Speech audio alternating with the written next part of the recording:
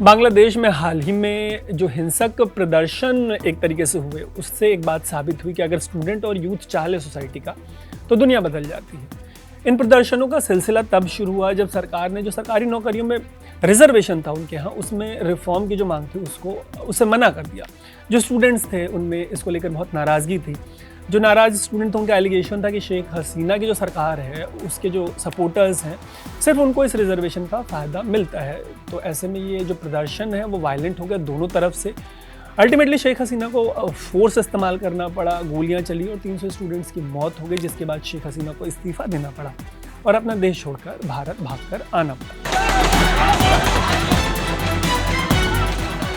हालांकि बांग्लादेश के स्टूडेंट्स का ये जो प्रोटेस्ट था उसको लेकर इस तरीके का भी एलिगेशन है कि इसको फाइनली हाईजैक कर लिया गया।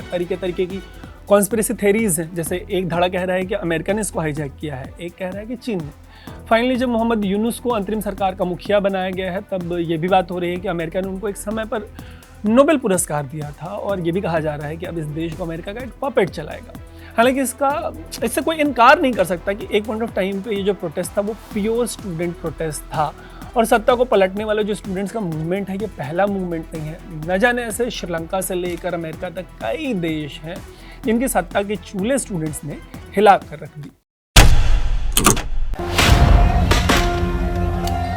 आपको याद होगा कि बांग्लादेश की तरह ही श्रीलंका में भी 2022 में ऐसे प्रोटेस्ट हुए थे, जिसके बाद जो सरकार थी उसको अपना बोरिया बिस्तर समेट के जाना पड़ा। जब देश की आर्थिक स्थिति खराब होने लगी तो तेल, गैस और बाकी की चीज़ें जो थी वो एक तो कम होने लगी, महंगी होने लगी। चीन ने श्रीलंका को पहले से अपने कर्ज के जाल में फंसाया हुआ था। ऊपर से कोविड ने श्रीलंका की रही सही इकॉनमी जो थी उसकी कमर तोड़ दी।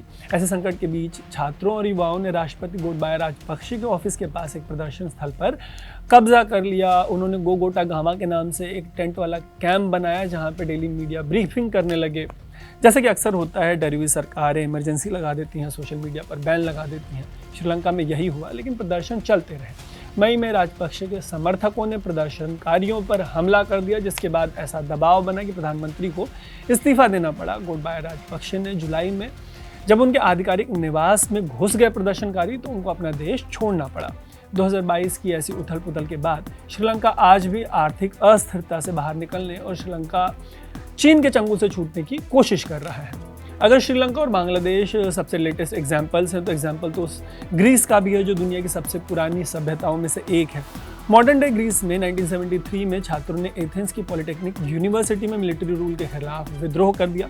हुआ ये था कि सेना ने 67 में तख्ता पलट करके सत्ता पर कब्जा कर लिया था।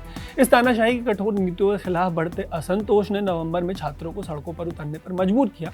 14 नवंबर को स्टूडेंट्स ने विश्वविद्यालय में हड़ताल शुरू की और परिसर पर कब्जा कर लिया।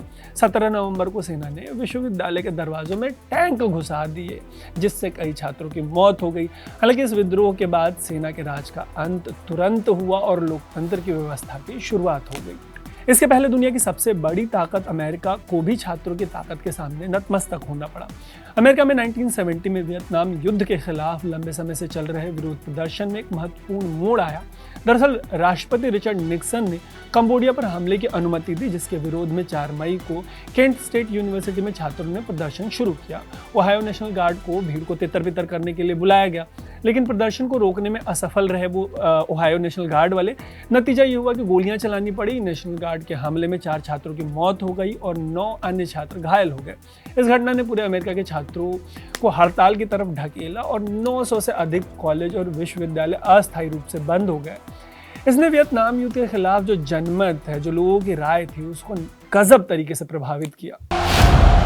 अमेरिका में छात्रों के ये जो प्रदर्शन थे उसका जो रिजल्ट था, उसके इन एंड अराउंड जो स्टूडेंट्स थे उनको कैसे गलत तरीके से जो मामले थे, केसेस थे, उनमें फंसाया गया। उससे जुड़ी नेटफ्लिक्स पे एक शानदार फिल्म है, the trial of the Chicago 7। अगर आपकी स्टूडेंट मूवमेंट्स में दिलचस्पी रही है तो उम्मीद है कि आपको ये फिल्म पसंद आएगी। फिल्मों से चलते हैं हकीकत की तरफ। डेमोक्रेसी और तानाशाही तो छात्रों ने उखाड़ कर फेंकी ही, पूर्वी यूरोप में कम्युनिस्टों को भी मतलब जो छात्रों का प्रकोप है उसका सामना करना पड़ा था, वो इससे नहीं बच पाए।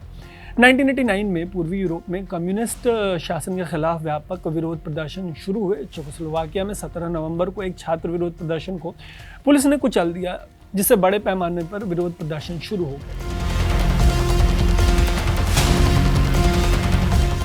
तब 20 नवंबर को 5 लाख से ज़्यादा लोग प्राग की सड़कों पर उतर गए। वेलवेट रेवोल्यूशन के रूप में जाना जाने वाला ये आंदोलन बिना हिंसा के किया गया था और इससे कम्युनिस्ट पार्टी की जो लीडरशिप थी उसको हटना पड़ा। दिसंबर तक चेकोस्लोवाकिया में नई सरकार का गठन किया गया और एक विद्रोही लेखक थे वाकालाव हावेल, उनको देश का राष्ट्रपति चुना गया। ऐसे में चाहे बांग्लादेश हो, श्रीलंका हो, ग्रीस हो, अमेरिका हो, चेकोस्लोवाकिया हो, यूथ ने, स्टूडेंट्स ने न जाने कितने देशों में इतिहास को लिखने में, इतिहास को पलटने में बहुत इंपॉर्टेंट रोल निभाया है।